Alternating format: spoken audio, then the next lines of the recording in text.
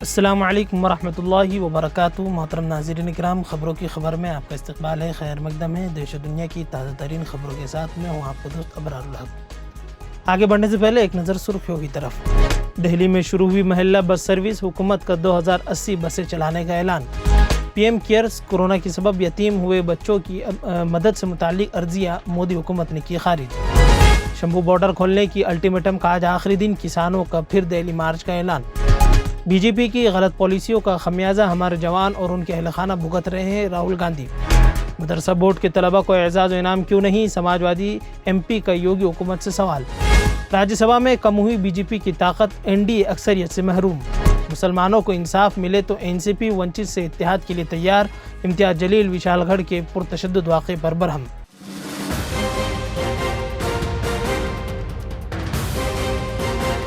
یہ ہے خبروں کی خبر اور آپ دیکھ رہے ہیں خبروں کی خبر ٹی وی۔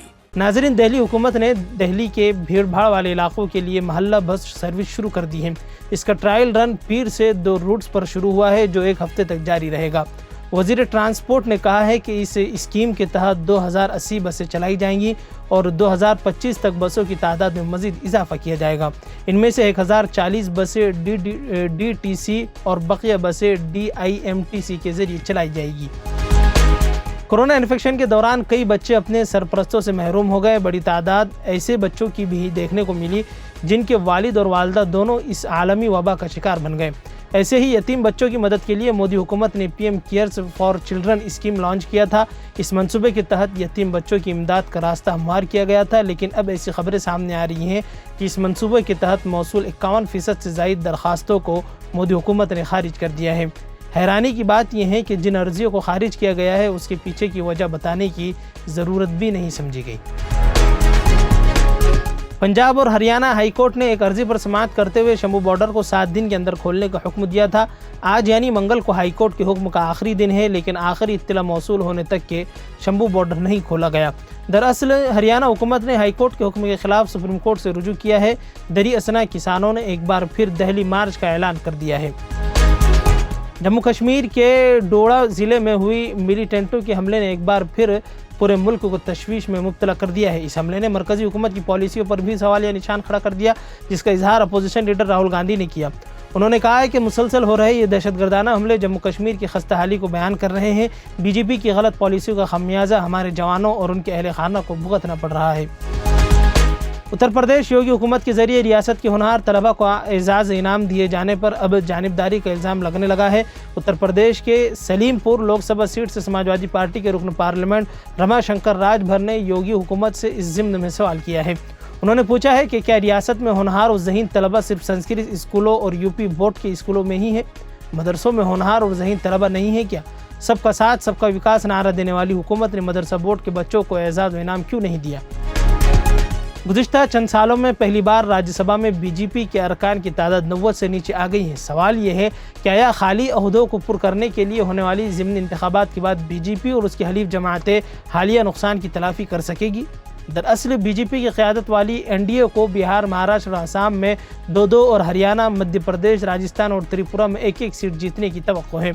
حکومت کی جانب سے ابھی 4 نئے ارکان کی نامزدگی باقی ہیں۔ عام طور پر نامزدار ارکان حکمران جماعت کے ساتھ ہوتے ہیں، تاہم وہ خود کو کسی بھی پارٹی سے منسلک کرنے یا نہ کرنے کے لیے بالکل آزاد ہوتے ہیں۔ اورنگ آباد کے سابق رکن پارلیمنٹ اور مجلس اتحاد المسلمین کے ریاستی صدر سید امتیاز جلیل نے کہا ہے کہ کیا کولہا پور کے وشال گڑھ میں ہونے والے پرتشدد واقعے کی قیادت شاہو مہاراج کے اولاد نے کی؟ کیا یہ مہاراشٹر کی ثقافت کے لیے موضوع ہے کہ خاتون اپنے ہاتھ میں تلوار لے کر گھر کے چھوٹے بچوں کو پیٹ رہی ہوں؟ کیا یہی ہماری ثقافت ہے؟ اس واقعے میں ایک مسجد کو تباہ کرنے کی کوشش کی گئی، کاریں جلا دی گئیں، ان کے گھروں کو مارا، ان کا سامان گھر سے باہر پھینکا۔ امتیاز جلیل نے کہا کہ ان لوگوں کو صرف مسلمانوں کی ووٹ کی ضرورت ہے اور اگر ان کے ساتھ ناانصافی ہوتی ہے تو کوئی ان کے خلاف آگے نہیں آتا۔ یاد رہے ناظرین، کولہا پور مہاراشٹر کی رضا جامع مسجد پر ہندوؤں نے حملہ کر کے مسجد کی بے حرمتی کی، توڑ پھوڑ کرنے کے ساتھ جے شری رام کے نعرے لگاتے ہوئے قرآن کریم کی بھی توہین کی گئی۔ مہاراشٹر میں ہندوتوا دہشت گردی بڑھتی ہی جا رہی ہے، لیکن افسوس کے ساتھ کہنا پڑتا ہے کہ مہاراشٹر میں بھی لوگوں کو سیاست اور ملت کے کاموں سے صرف اتنی ہی دلچسپی نظر آتی ہے کہ وہ مسلمانوں سے کانگریس یا این سی پی کو ووٹ ڈلوانے کا تو کام کرتے ہیں، لیکن اپنی ملت کے حقوق اور ان کی عزت کے لیے سنجیدہ کوشش کرنے سے بچتے رہتے ہیں۔ نہ ہی اپنے کانگریسی رہنماؤں سے یہ سوال کرنے کی ہمت رکھتے ہیں کہ ہندوتوا دہشت گردی کے خلاف ان کا کیا کام ہے، جس کا انجام اب مہاراشٹر کے مختلف شہروں میں بھی سامنے آ رہا ہے۔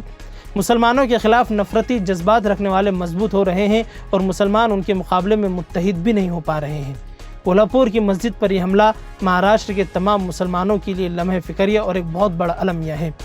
خیر، اب تک کے لیے بس اتنا ہی، پھر انشاءاللہ ملاقات ہوگی۔